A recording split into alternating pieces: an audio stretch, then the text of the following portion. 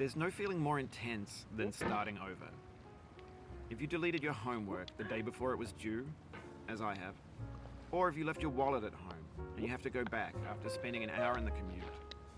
If you won some money at the casino and then put all your winnings on red but it came up black. If you got your best shirt dry cleaned before a wedding and then immediately dropped food on it. If you won an argument with a friend and then later discovered that they just returned to their original view. Starting over is harder than starting up. If you're not ready for that, like if you've already had a bad day, then what you're about to go through might be too much. Feel free to go away and come back. I'll be here. Alright, thanks for coming with me on this trip. I'll understand if you have to take a break at any point. Just find a safe place to stop and quit the game. And don't worry, I'll save your progress, always, even your mistakes. This game is a homage to a free game that came out in 2002 titled Sexy Hiking. The author of that game was Jazzuo, a mysterious Czech designer who was known at the time as the father of B games. And B games are rough assemblages of found objects.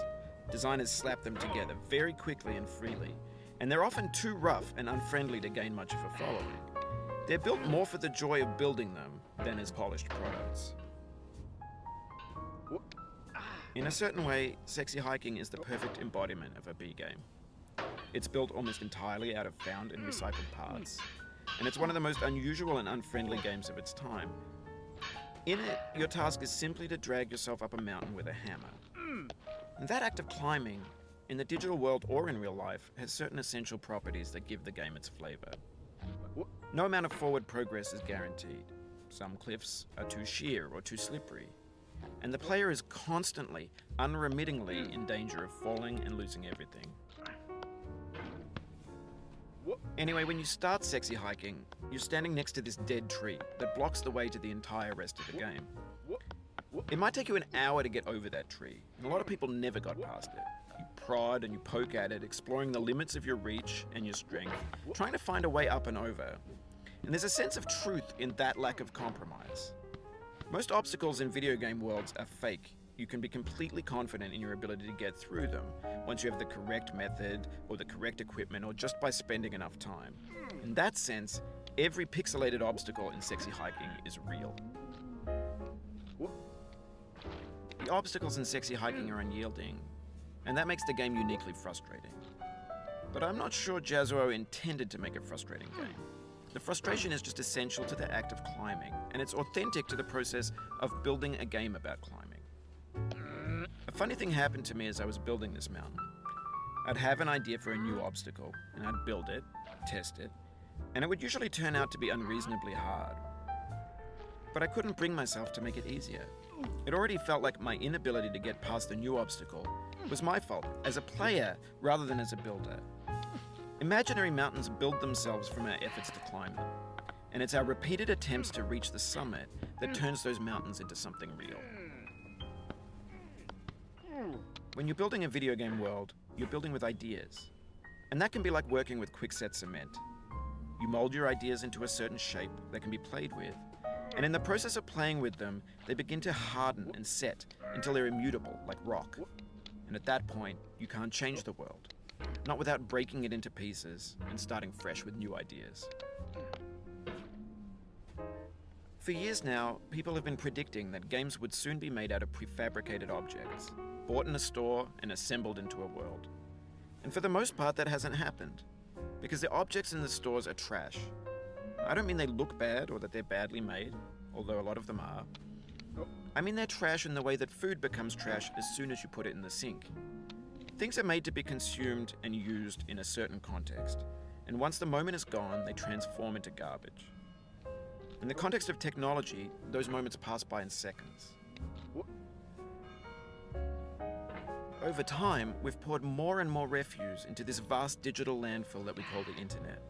It now vastly outnumbers and outweighs the things that are fresh and untainted and unused. When everything around us is cultural trash, trash becomes the new medium, the lingua franca of the digital age. And you can build culture out of trash. But only trash culture. B games, B movies, B music, B philosophy.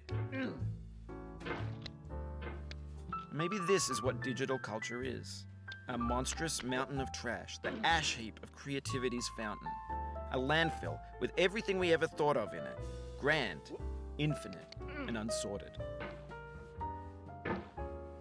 There's 3D models of breakfast, Gen X's fanfic novels, scan magazines, green screen Shia LaBeouf, banned snuff scenes on LiveLeak.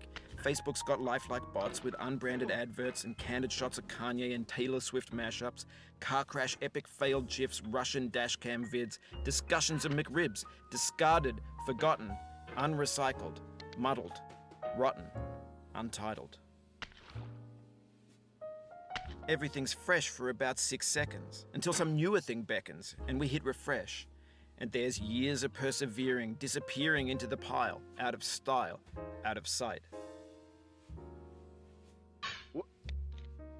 In this context, it's tempting to make friendly content that's gentle, that lets you churn through it but not earn it. Why make something demanding if it just gets piled up in the landfill, filed in with the bland things? When games were new, they wanted a lot from you.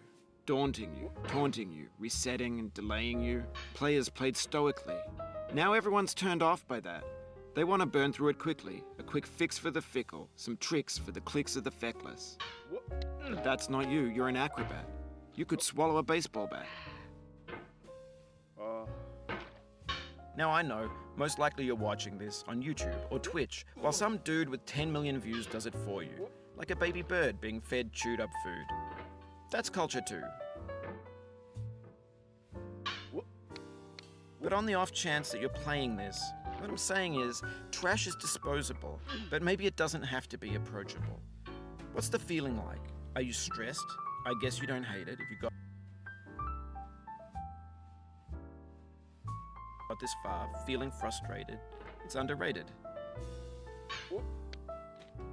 An orange is sweet, juicy fruit locked inside a bitter peel. That's not how I feel about a challenge. I only want the bitterness. It's coffee. It's grapefruit. It's licorice. It feels like we're closer now. Composer and climber, designer and user. You could have refused, but you didn't. There was something in you that was hidden, that chose to continue.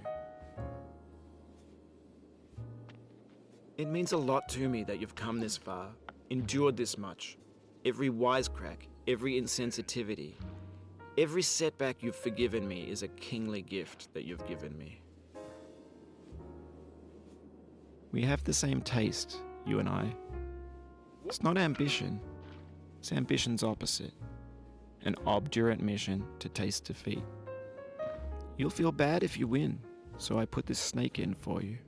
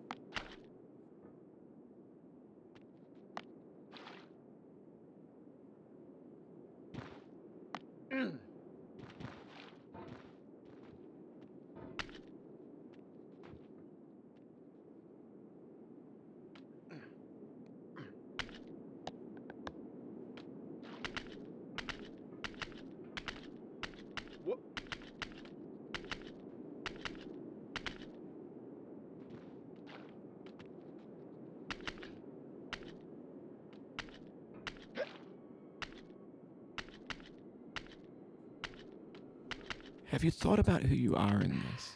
Are you the man in the pot, Diogenes? Are you his hand? Are you the top of his hammer? I think not. Where your hand moves, the hammer may not follow, nor the man, nor the man's hand. In this you're his will, his intent, the embodied resolve in his uphill ascent.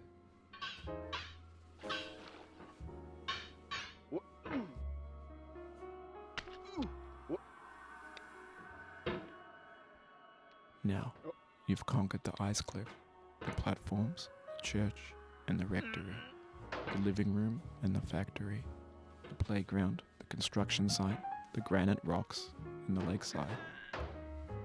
You've learned to hike. There's no way left to go but up, and in a moment I'll shut up. But let me say, I'm glad you came.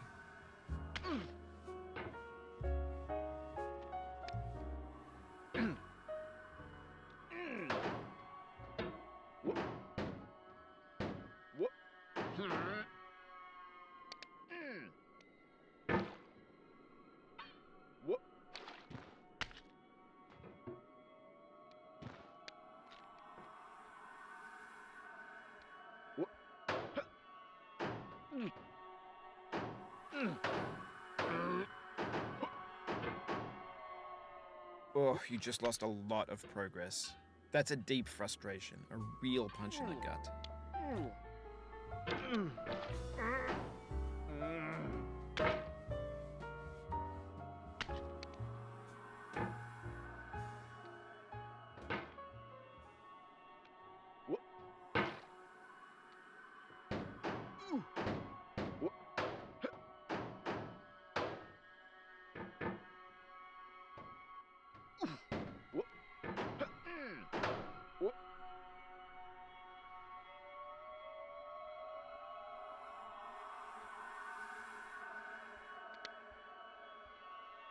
No.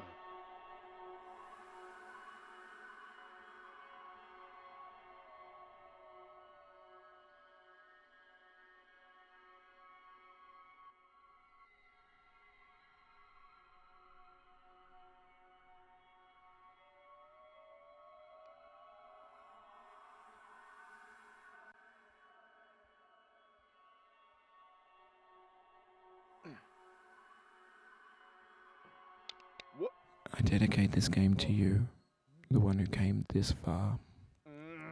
I give it to you with all my love.